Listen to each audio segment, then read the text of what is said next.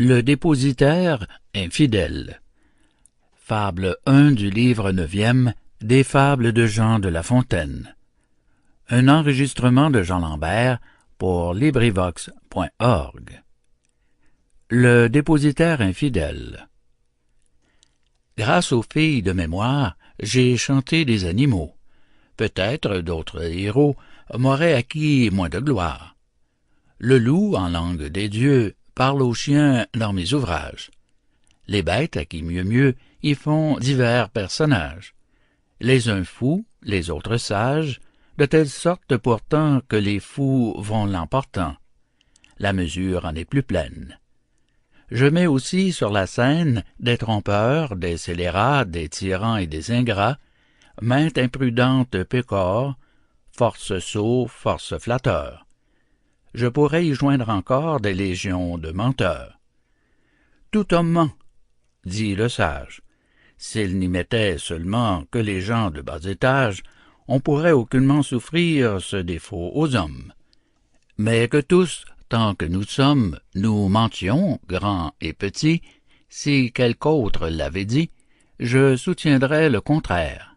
Et même qui mentirait, comme Ésope et comme Homère, un vrai menteur ne serait.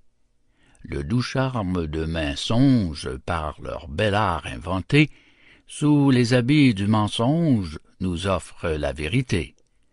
L'un et l'autre a fait un livre que je tiens digne de vivre sans fin et plus s'il se peut. Comme eux, ne ment pas qui veut.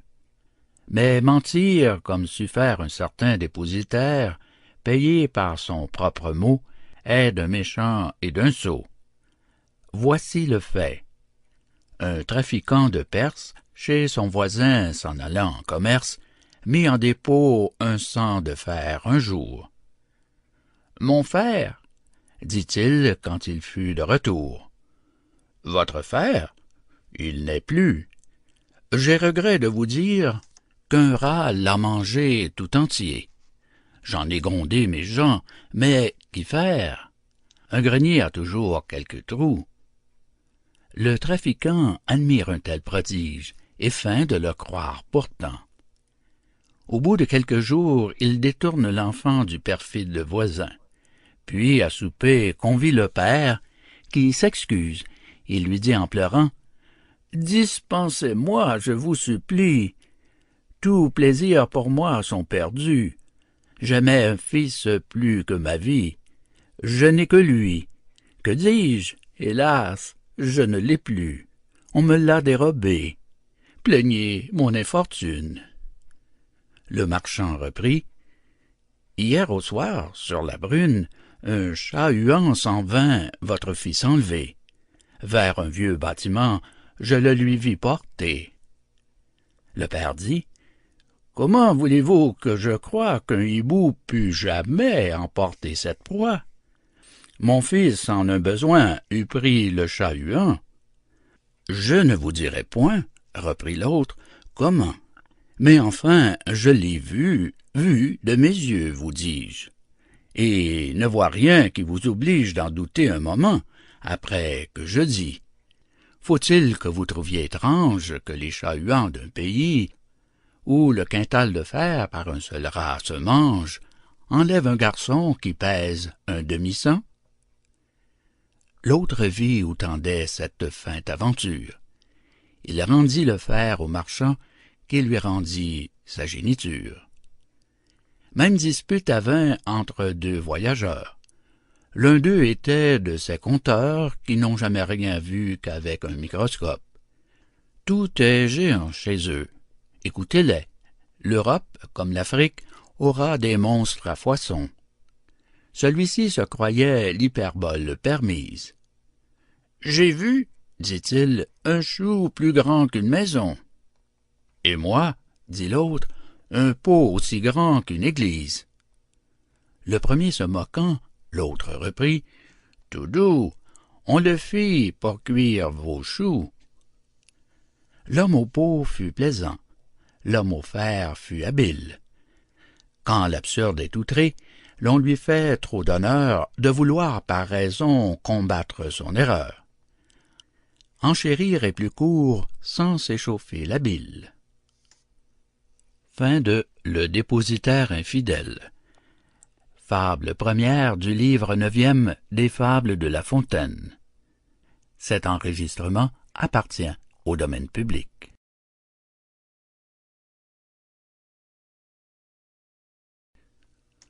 Les deux pigeons. Fable 2 du livre 9e des Fables de Jean de La Fontaine. Un enregistrement de Jean Lambert pour LibriVox.org. Les deux pigeons. Deux pigeons s'aimaient d'amour tendre. L'un d'eux, s'ennuyant au logis, fut assez fou pour entreprendre un voyage en lointain pays. L'autre lui dit, « Qu'allez-vous faire? Voulez-vous quitter votre frère? L'absence est le plus grand des maux. Non pas pour vous, cruel. Au moins que les travaux, les dangers, les soins du voyage changent un peu votre courage. Encore si la saison s'avançait davantage. Attendez les zéphyrs, qui vous pressent. Un corbeau tout à l'heure annonçait malheur à quelque oiseau. Je ne songerai plus que rencontre funeste, que faucon, que réseau. Hélas, dirais-je, il pleut. Mon frère a-t-il tout ce qu'il veut? Bon souper, bon gîte et le reste? Ce discours ébranla le cœur de notre imprudent voyageur. Mais le désir de voir et l'humeur inquiète l'emportèrent enfin. Il dit, « Ne pleurez point. 3 jours au plus rendront mon âme satisfaite. Je reviendrai dans peu conter de point en point mes aventures à mon frère. Je le désennuierai. Quiconque ne voit guère n'a guère à dire aussi. Mon voyage dépeint vous sera d'un plaisir extrême. Je dirai, j'étais là, telle chose me vint. Vous y croirez être vous-même. » À ces mots, en pleurant, il se dit adieu. Le voyageur s'éloigne. Et voilà qu'un nuage l'oblige de chercher retraite en quelques lieux. Un seul arbre s'offrit, tel encore que l'orage maltraita le pigeon en dépit du feuillage. L'air devenu serein, il part tout morfondu, sèche du mieux qu'il peut son corps chargé de pluie. Dans un champ, l'écart voit du blé répandu, voit un pigeon auprès. Cela lui donne envie. Il y vole, il est pris. Ce blé couvrait d'un lac les menteurs et traîtres appâts. Le lac était usé, si bien que de son aile, de ses pieds, de son bec, l'oiseau le rompt enfin.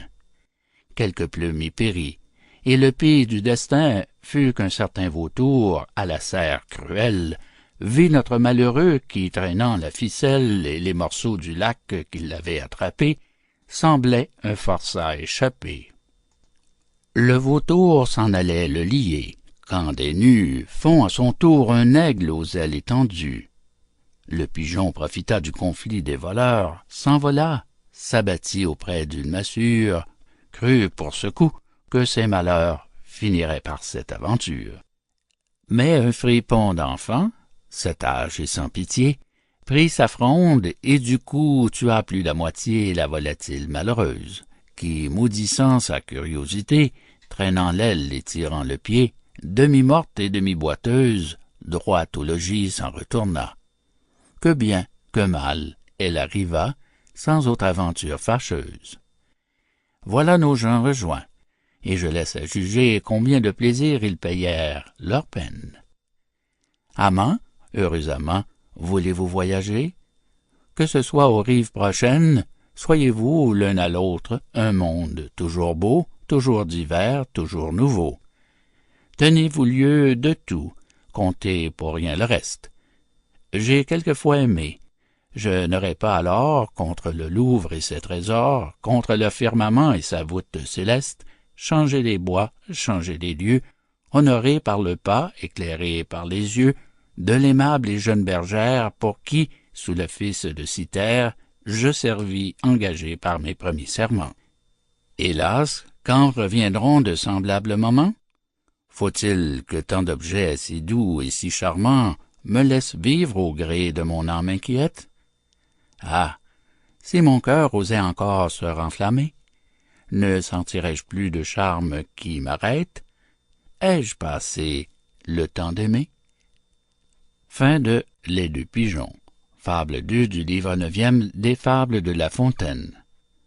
Cet enregistrement appartient au domaine public.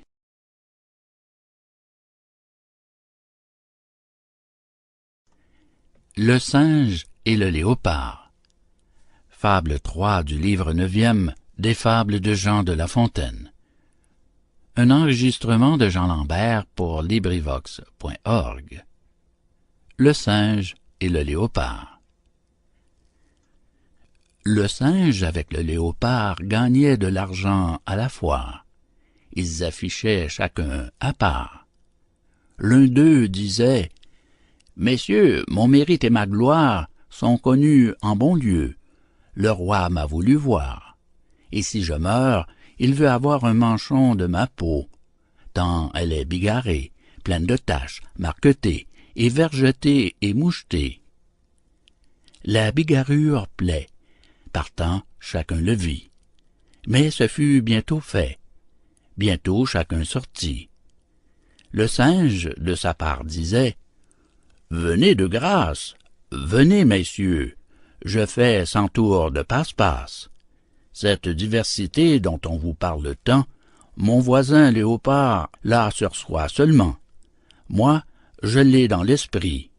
Votre serviteur Gilles, cousin et gendre de Bertrand, singe du pape en son vivant, tout fraîchement en cette ville arrive en 3 bateaux, exprès pour vous parler. Car il parle, on l'entend, il sait danser, baller, faire des tours de toutes sortes, passer en des cerceaux, et le tout pour 6 blancs. Non, messieurs, pour 1 sou.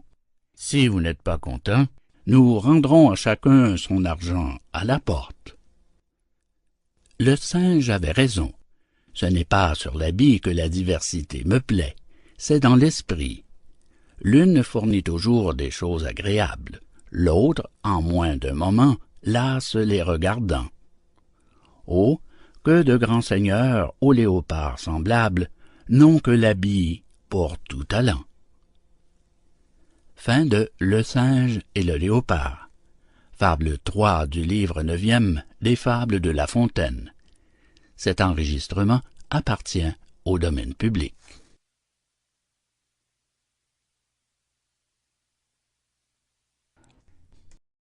Le gland et la citrouille. Fable 4 du livre 9e des Fables de Jean de La Fontaine. Un enregistrement de Jean Lambert pour LibriVox.org. Le gland et la citrouille. Dieu fait bien ce qu'il fait. Sans en chercher la preuve en tout cet univers, et l'aller parcourant, dans les citrouilles je la trouve. Un villageois, considérant combien ce fruit est gros et sa tige menue, « À quoi songeait, dit-il, l'auteur de tout cela? Il a bien mal placé cette citrouille-là. Et, parbleu, je l'aurais pendue à l'un des chênes que voilà. C'eût été justement l'affaire. Tel fruit, tel arbre, pour bien faire. C'est dommage, Garot, que tu n'aies point entré au conseil de celui que prêche ton curé. Tout en eût été mieux. Car pourquoi, par exemple, le gland, qui n'est pas gros comme mon petit doigt, ne pend-il pas en cet endroit? Dieu s'est mépris. Plus je contemple ces fruits ainsi placés, plus il semble à Garot que l'on a fait un quiproquo. Cette réflexion embarrassant notre homme, « On ne dort point, dit-il, quand on a tant d'esprit. » Sous un chêne, aussitôt, il va prendre son somme. Un gland tombe. Le nez du dormeur en pâtit. Il s'éveille, et portant la main sur son visage, il trouve encore le gland pris au poil du menton. Son nez meurtri le force à changer de langage. « Oh oh, dit-il, je saigne. Et que serait-ce donc s'il fût tombé de l'arbre une masse plus lourde, et que ce gland eût été gourde? Dieu ne l'a pas voulu. Sans doute il eut raison. j'en vois bien à présent la cause. En louant Dieu de toutes choses, Garot retourne à la maison. Fin de Le gland et la citrouille. Fable 4 du livre 9e des Fables de La Fontaine. Cet enregistrement appartient au domaine public.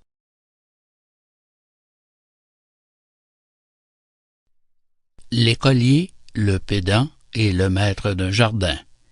Fable 5 du livre 9e des Fables de Jean de La Fontaine.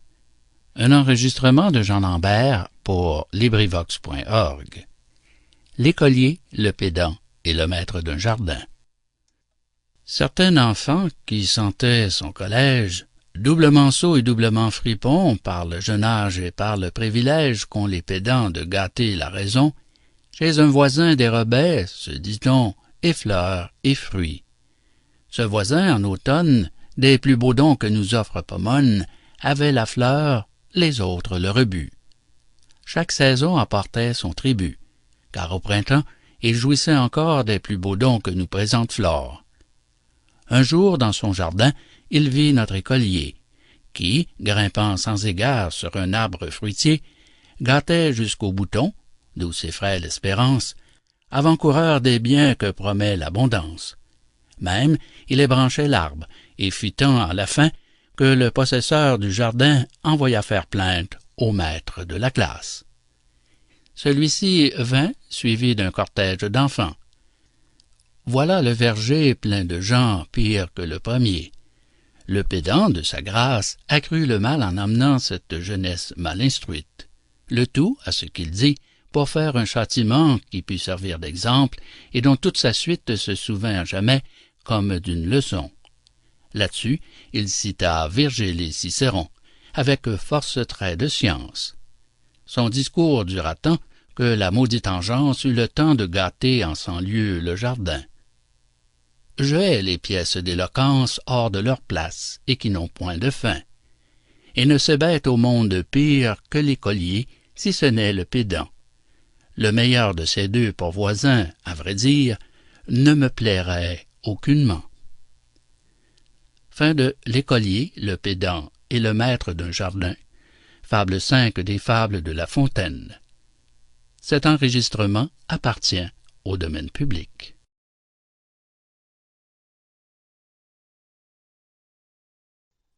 Le statuaire et la statue de Jupiter.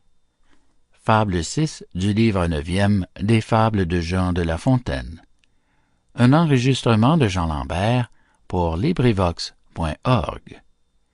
Le statuaire et la statue de Jupiter. Un bloc de marbre était si beau qu'un statuaire en fit l'emplette. « Qu'en fera, dit-il, mon ciseau? Sera-t-il Dieu, table ou cuvette? Il sera Dieu. Même je veux qu'il ait en sa main un tonnerre. Tremblez, humains, faites des vœux.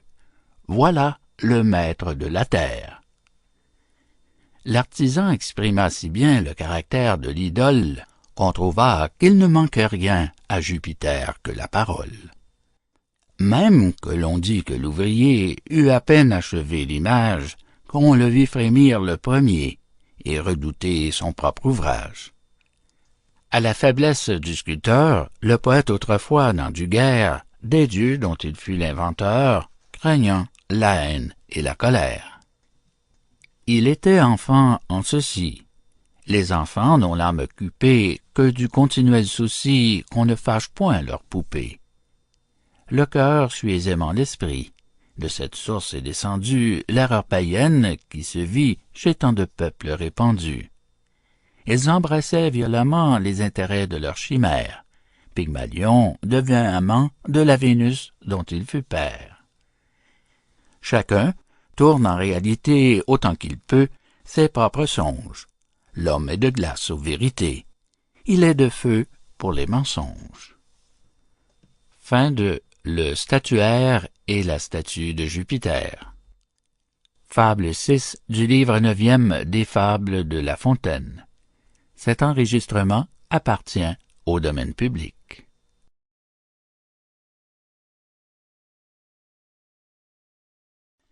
La souris métamorphosée en fille. Fable 7 du livre 9e des Fables de Jean de La Fontaine. Un enregistrement de Jean Lambert pour LibriVox.org. La souris métamorphosée en fille. Une souris tomba du bec d'un chat huant. Je ne l'eusse pas ramassé, mais un bramin le fit, je le crois, aisément. Chaque pays a sa pensée. La souris était fort froissée. De cette sorte de prochain, nous nous soucions peu, mais le peuple bramin le traite en frère. Ils ont en tête que notre âme, au sortir d'un roi, entre dans un ciron ou dans telle autre bête qu'il plaît au sort. C'est là l'un des points de leur loi. Pythagore, chez eux, a puisé ce mystère. Sur un tel fondement, le bramin crut bien faire de prier un sorcier qu'il logeât la souris dans un corps qu'elle eût eu pour hôte au temps jadis. Le sorcier en fit une fille de l'âge de 15 ans, et elle est si gentille que le fils de Priam pour elle aurait tenté plus encore qu'il ne fit pour la grecque beauté. Le bramin fut surpris de choses si nouvelles. Il dit à cet objet si doux: « Vous n'avez qu'à choisir, car chacun est jaloux de l'honneur d'être votre époux. » « En ce cas je donne, dit-elle, ma voix au plus puissant de tous. »« Soleil, s'écrie alors le bramin à genoux, c'est toi qui seras notre gendre. »« Non, dit-il, ce nuage épais est plus puissant que moi, puisqu'il cache mes traits. Je vous conseille de le prendre. »« Eh bien, dit le bramin au nuage volant, es-tu né pour ma fille? » « Hélas non, car le vent me chasse à son plaisir de contrée en contrée. Je n'entreprendrai point sur les droits de Borée. » Le bramin fâché s'écria: « Au vent donc, puisque vent il y a, viens dans les bras de notre belle. » Il accourait. Un mont en chemin l'arrêta. L'étuffe, passant à celui-là, il le renvoie et dit: « J'aurais une querelle avec le rat, et l'offenser, ce serait être fou, lui qui peut me percer. » Au mot de rat, la demoiselle ouvrit l'oreille. Il fut l'époux. Un rat? Un rat, c'est de ces coups qu'amour fait. Témoin, tel et tel. Mais ceci soit dit entre nous. On tient toujours du lieu dont on vient. Cette fable prouve assez bien ce point, mais, à la voir de près, quelque peu de sophisme entre parmi ses traits. Car quel époux n'est point au soleil préférable en s'y prenant ainsi? Dirais-je qu'un géant est moins fort qu'une puce? Elle le mord pourtant. Le rat devait aussi renvoyer, pour bien faire, la belle au chat, le chat au chien, le chien au loup. Par le moyen de cet argument circulaire, Pilpé, jusqu'au soleil, eut enfin remonté. Le soleil eut joui de la jeune beauté. Revenons, s'il se peut, à la métempsychose. Le sorcier du bramin fit sans doute une chose qui, loin de l'approuver, fait voir sa fausseté. Je prends droit là-dessus contre le bramin même, car il faut, selon son système, que l'homme, la souris, le ver, enfin chacun aille puiser son âme en un trésor commun. Toutes sont donc de même trempe, mais, agissant diversement, selon l'organe seulement, l'une s'élève et l'autre rampe. D'où vient donc que ce corps si bien organisé ne put obliger son hôtesse de s'unir au soleil? Un rat eut sa tendresse. Tout débattu, tout bien pesé, les âmes des souris et les âmes des belles sont très différentes entre elles. Il faut en revenir toujours à son destin, c'est-à-dire à la loi par le ciel établie. Parlez au diable, employez la magie, vous ne détournerez nul être de sa fin. Fin de La souris métamorphosée en fille. Fable 7 du livre 9e des Fables de La Fontaine. Cet enregistrement fait partie du domaine public.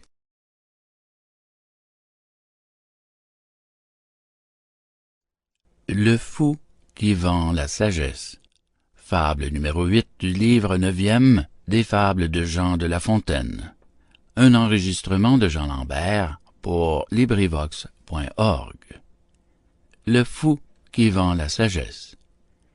Jamais auprès des fous ne te mets à portée. Je ne te puis donner un plus sage conseil. Il n'est enseignement pareil à celui de fuir une tête éventée. On en voit souvent dans les cours. Le prince y prend plaisir, car il donne toujours quelques traits aux fripons, aux sots, aux ridicules. Un fol allait criant par tous les carrefours qu'il vendait la sagesse, et les mortels crédules de courir à l'achat. Chacun fut diligent. On essuyait force grimaces, puis on avait pour son argent, avec un bon soufflet, un fil long de 2 brasses. La plupart s'en fâchaient, mais que leur servait-il? C'étaient les plus moqués. Le mieux était de rire ou de s'en aller sans dire avec son soufflet et son fil. De chercher du sens à la chose, on se fût fait siffler ainsi qu'un ignorant. La raison est-elle garant de ce que fait un fou? Le hasard est la cause de tout ce qui se passe en un cerveau blessé. Du fil et du soufflet pourtant embarrassé, un des dupes un jour alla trouver un sage, qui, sans hésiter davantage, lui dit « Ce sont ici hiéroglyphes tout purs. Les gens bien conseillés qui voudront bien faire, entre eux et les gens fous mettront, pour l'ordinaire, la longueur de ce fil. Sinon, je les tiens sûrs de quelque semblable caresse. Vous n'êtes point trompés, ce fou vend la sagesse. » Fin de Le fou qui vend la sagesse. Fable 8 du livre 9e des fables de Jean de La Fontaine. Cet enregistrement appartient au domaine public.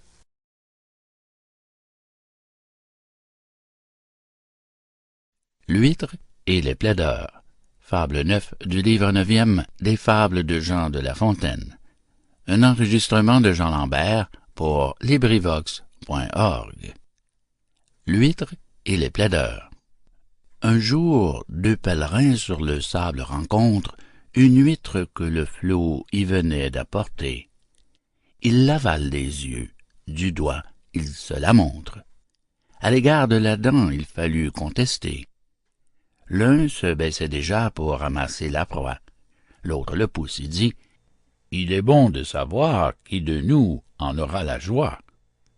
Celui qui le premier a pu l'apercevoir en sera le gobeur. L'autre le verra faire. » « Si par là l'on juge l'affaire, reprit son compagnon, j'ai l'œil bon, Dieu merci. »« Je ne l'ai pas mauvais aussi, dit l'autre, et je l'ai vu avant vous, sur ma vie. »« Eh bien, vous l'avez vu, et moi, je l'ai senti. » Pendant tout ce bel incident, Perrin-Dandin arrive. Ils le prennent pour juge. Perrin, fort gravement, ouvre l'huître et la gruge, nos 2 messieurs le regardant.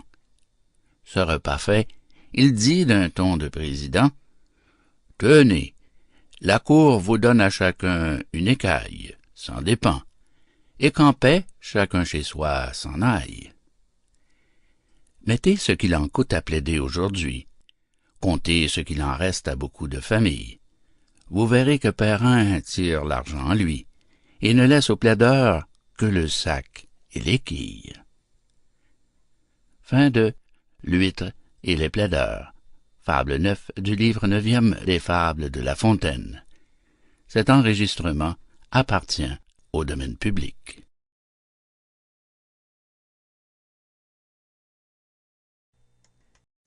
Le loup et le chien maigre. Fable 10 du livre 9e des fables de Jean de La Fontaine. Un enregistrement de Jean Lambert pour LibriVox.org. Le loup et le chien maigre. Autrefois, Carpillon Fretin eut beau prêcher, il eut beau dire, on le mit dans la poêle à frire. Je fis voir que lâcher ce qu'on a dans la main, sous espoir de grosse aventure, est imprudence toute pure. Le pêcheur eut raison, Carpillon n'eut pas tort. Chacun dit ce qu'il peut pour défendre sa vie. Maintenant, il faut que j'appuie ce que j'avançai lors, de quelques traits encore. Certain loup, aussi sot que le pêcheur fut sage, trouvant un chien hors du village, s'en allait l'emporter. Le chien représenta sa maigreur. « Je ne plaise à votre seigneurie de me prendre en cet état-là. Attendez, mon maître marie sa fille unique, et vous jugez qu'étant de noces il faut, malgré moi, que j'engraisse. » Le loup le croit, le loup le laisse. Le loup, quelques jours écoulés, revient voir si son chien n'est pas meilleur à prendre. Mais le drôle était au logis. Il dit au loup par un treillis, « Ami, je vais sortir, et si tu veux attendre, le portier du logis et moi, nous serons tout à l'heure à toi. » Ce portier du logis était un chien énorme, expédiant les loups en forme. Celui-ci s'en douta. « Serviteur au portier, » dit-il, et de courir. Il était fort agile, mais il n'était pas fort habile. Ce loup ne savait pas encore bien son métier. Fin de Le loup et le chien maigre, fable 10 des Fables de La Fontaine. Cet enregistrement appartient au domaine public.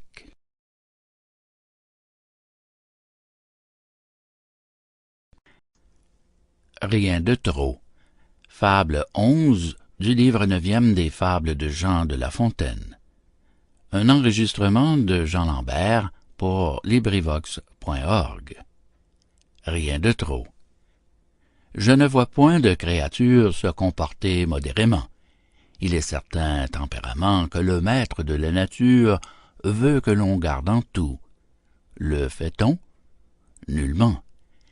Soit en bien, soit en mal, cela n'arrive guère.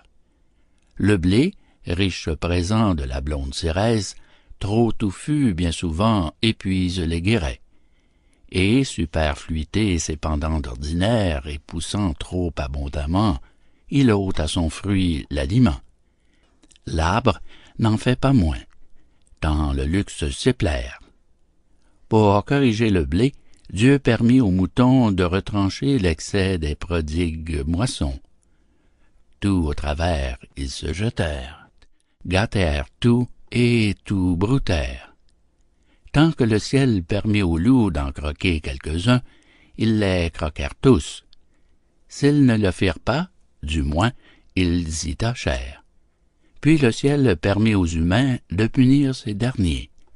Les humains abusèrent à leur tour des ordres divins. De tous les animaux, l'homme a le plus de pente à se porter dedans l'excès. Il faudrait faire le procès aux petits comme aux grands. Il n'est âme vivante qui ne pêche en ceci. Rien de trop est un point dont on parle sans cesse et qu'on n'observe point. Fin de Rien de trop. Fable 11 du livre 9e des Fables de La Fontaine. Cet enregistrement appartient au domaine public.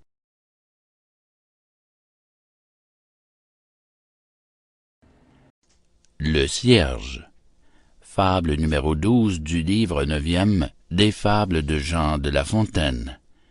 Un enregistrement de Jean Lambert pour LibriVox.org. Le cierge. C'est du séjour des dieux que les abeilles viennent. Les premières, dit-on, s'en allèrent loger au mont Hymette et se gorger des trésors qu'en ces lieux les zéphyrs entretiennent. Quand on eut des palais de ces filles du ciel enlevé l'ambroisie en leur chambre enclose, ou, pour dire en français la chose, après que les ruches sans miel n'eurent plus que la cire, on fit maintes bougies, ma cierge aussi fut façonnée. Un d'eux, voyant la terre en brique au feu durci vaincre l'effort des ans, il eut la même envie, et, nouvel empédoc aux flammes condamné par sa propre et pure folie, il se lança dedans. ce fut mal raisonné. Ce cierge ne savait grain de philosophie. Tout en tout est divers. Ôtez-vous de l'esprit qu'aucun être ait été composé sur le vôtre. L'empédocle de cire au brasier se fondit. Il n'était pas plus fou que l'autre. Fin de Le Cierge, fable numéro 12 du livre 9e des Fables de La Fontaine. Cet enregistrement appartient au domaine public.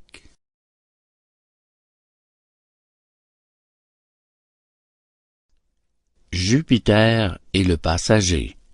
Fable 13 du livre 9e des Fables de Jean de La Fontaine.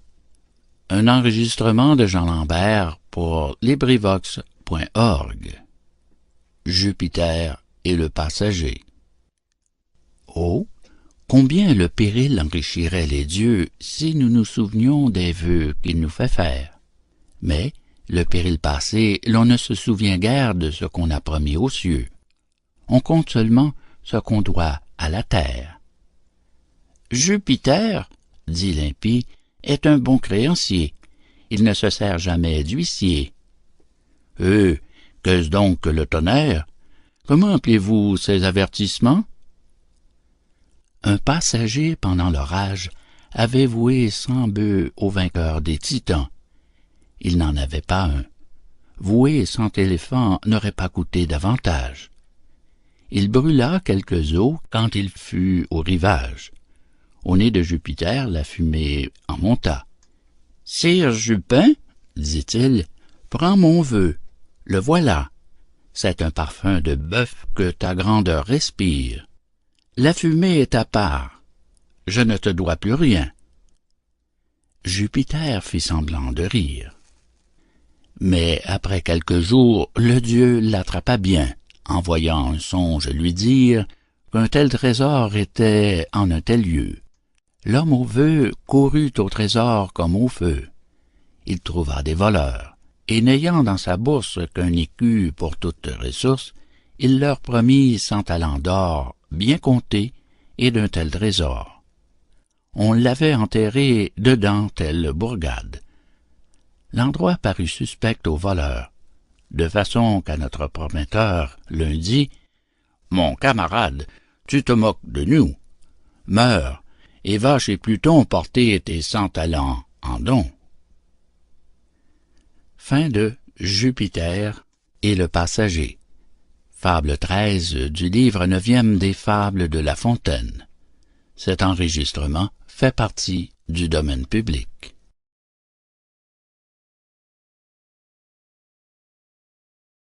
Le chat et le renard. Fable 14 du livre 9e des Fables de Jean de La Fontaine. Un enregistrement de Jean Lambert pour LibriVox.org. Le chat et le renard.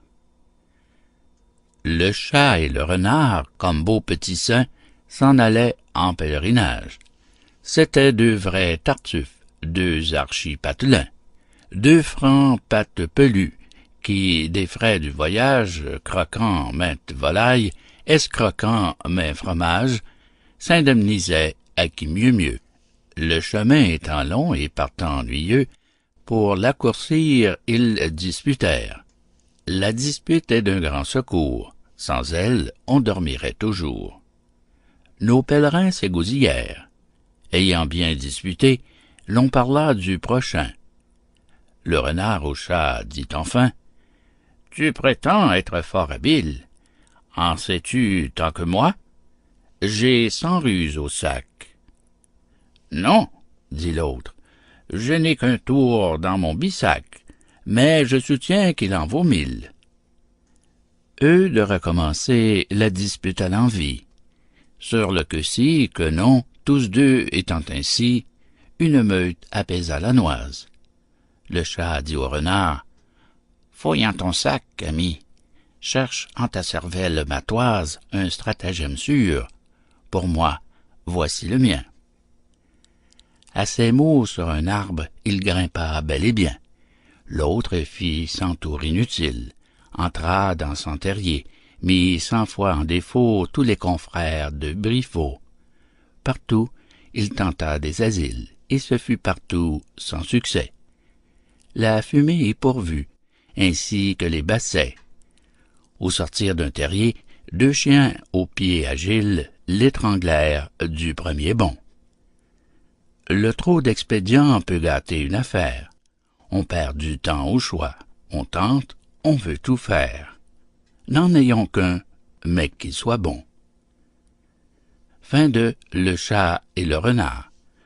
Fable 14 du livre 9e des Fables de La Fontaine. Cet enregistrement appartient au domaine public.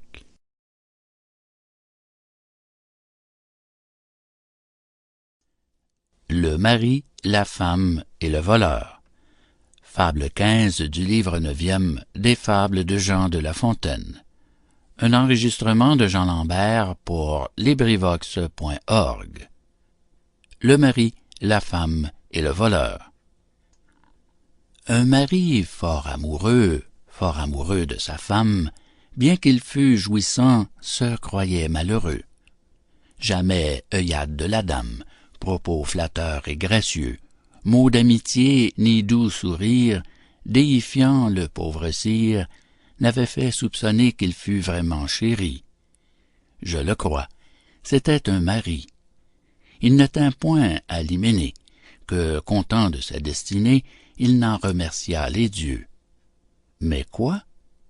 Si l'amour n'assaisonne les plaisirs que l'hymen nous donne, je ne vois pas qu'on en soit mieux. Notre épouse étant donc de la sorte bâtie, et n'ayant caressé son mari de sa vie, il en faisait sa plainte une nuit. Un voleur interrompit la doléance. La pauvre femme eut si grand-peur qu'elle chercha quelque assurance entre les bras de son époux. « Ami voleur, dit-il, sans toi, ce bien si doux me serait inconnu. Prends donc en récompense tout ce qui peut chez nous être à ta bienséance. Prends le logis aussi. » Les voleurs ne sont pas gens honteux, ni fort délicats. Celui-ci fit sa main. J'infère de ce conte que la plus forte passion, c'est la peur. Elle fait vaincre l'aversion. Et l'amour quelquefois il la dompte. Je n'en ai pour preuve cet amant qui brûla sa maison pour embrasser sa dame, l'emportant à travers la flamme. J'aime assez cet emportement. Le conte m'en a plu toujours infiniment.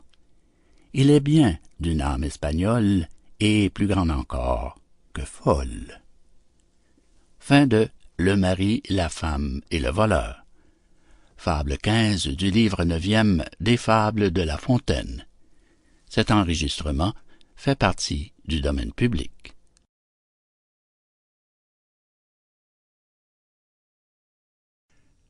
Le trésor et les deux hommes. Fable 16 du livre 9e des Fables de Jean de La Fontaine. Un enregistrement de Jean Lambert pour LibriVox.org. Le trésor et les deux hommes. Un homme n'ayant plus ni crédit ni ressources, et logeant le diable en sa bourse, c'est-à-dire n'y logeant rien, s'imagina qu'il ferait bien de se pendre et finir lui-même sa misère, puisqu'aussi bien sans lui la faim le viendrait faire. Genre de mort qui ne duit pas à gens peu curieux de goûter le trépas. Dans cette intention, une vieille masure fut la scène où devait se passer l'aventure. Il y porte une corde et veut avec un clou au haut d'un certain mur attacher le licou. La muraille, vieille et peu forte, s'ébranle au premier coup, tombe avec un trésor. Notre désespéré le ramasse et l'emporte, laisse là le licou, s'en retourne avec l'or sans compter. Ronde ou non, la somme plus au cire. Tandis que le galant en grands pas se retire, l'homme au trésor arrive et trouve son argent absent. « Quoi? » dit-il, « sans mourir, je perdrai cette somme? Je ne me pendrai pas, et vraiment si ferai, ou de corde je manquerai. » Le lac était tout près, il n'y manquait qu'un homme. Celui-ci se l'attache et se pend bien et beau. Ce qui le consola peut-être fut qu'un autre eût, pour lui, fait les frais du cordeau. Aussi bien que l'argent, le licou trouva maître, l'avare rarement finit ses jours sans pleurs. Il a le moins de part au trésor qu'il en sert, thésaurisant pour les voleurs, pour ses parents ou pour la terre. Mais que dire du troc que la fortune fit? Ce sont là de ses traits. Elle s'en divertit. Plus le tour est bizarre, et plus elle est contente. Cette déesse inconstante se mit alors en l'esprit de voir un homme se pendre, et celui qui se pendit, c'est devait le moins attendre. Fin de Le trésor et les deux hommes, fable 16 des fables de La Fontaine. Cet enregistrement appartient au domaine public.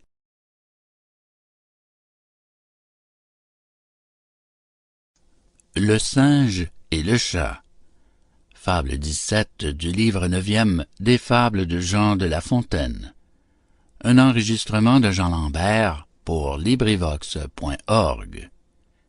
Le singe et le chat. Bertrand avec Raton, l'un singe et l'autre chat, commensaux d'un logis, avaient un commun maître. D'animaux malfaisants, c'était un très bon plat. Ils n'y craignaient tous deux aucun, quel qu'il pût être. Trouvait-on quelque chose au logis de gâté?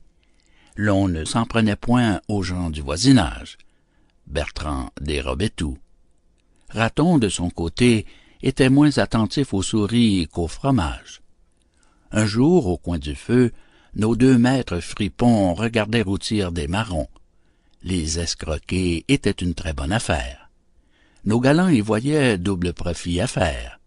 Leur bien, premièrement, et puis le mal d'autrui. Bertrand dit à Raton, « Frère, il faut aujourd'hui que tu fasses un coup de maître. Tire-moi ces marrons. Si Dieu m'avait fait naître propre à tirer marrons du feu, certes marrons verrait beau jeu. » Aussitôt fait que dit. Raton, avec sa patte d'une manière délicate, écarte un peu la cendre, et retire les doigts, puis les reporte à plusieurs fois, tire un marron, puis deux, et puis trois en escroque. Et cependant Bertrand les croque. Une servante vient. « Adieu mes gens. » Raton n'était pas content, se dit-on. Ainsi ne le sont pas la plupart de ces princes qui, flattés de pareil emploi, vont s'échauder en des provinces pour le profit de quelques rois. Fin de Le singe et le chat. Fable 17 du livre 9e des fables de La Fontaine. Cet enregistrement appartient au domaine public.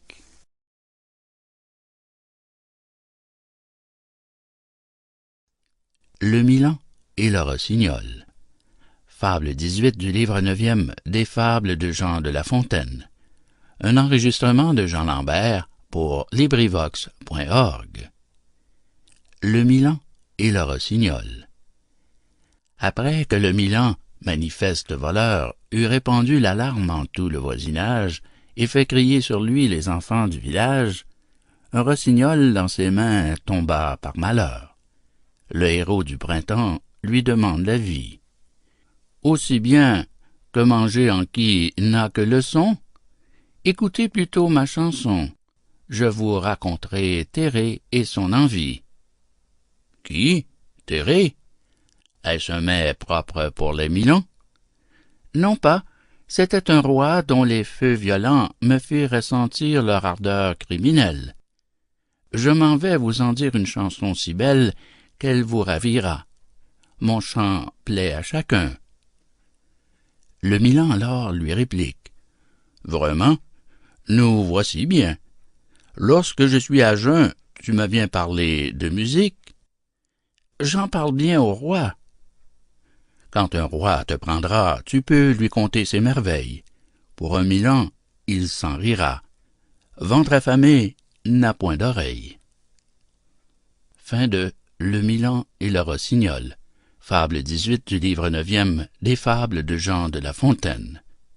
Cet enregistrement appartient au domaine public.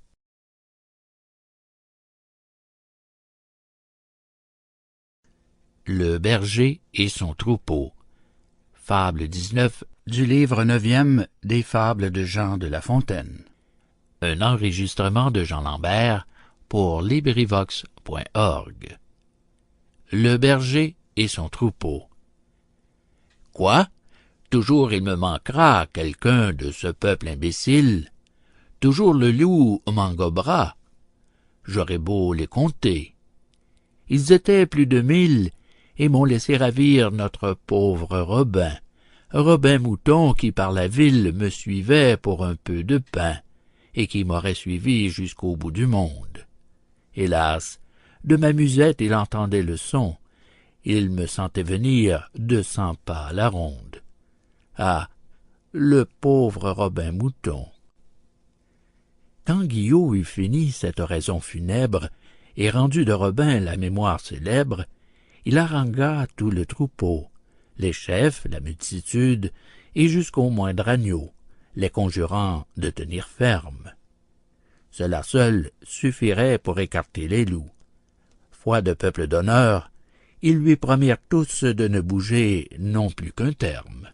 « Nous voulons, dirent-ils, étouffer le glouton qui nous a pris Robin Mouton. » Chacun en répond sur sa tête. Guillot les crut et leur fit fête. Cependant, devant qu'il fût nuit, il arriva nouvel encombre. Un loup parut. Tout le troupeau s'enfuit. Ce n'était pas un loup, ce n'en était que l'ombre. Harangués de méchants soldats, ils promettront de faire rage, mais au moindre danger, adieu tout leur courage. Votre exemple et vos cris ne les retiendront pas. Fin de Le berger et son troupeau. Fable 19 du livre 9e des fables de La Fontaine. Fin du livre 9e des fables de La Fontaine. Cet enregistrement appartient au domaine public.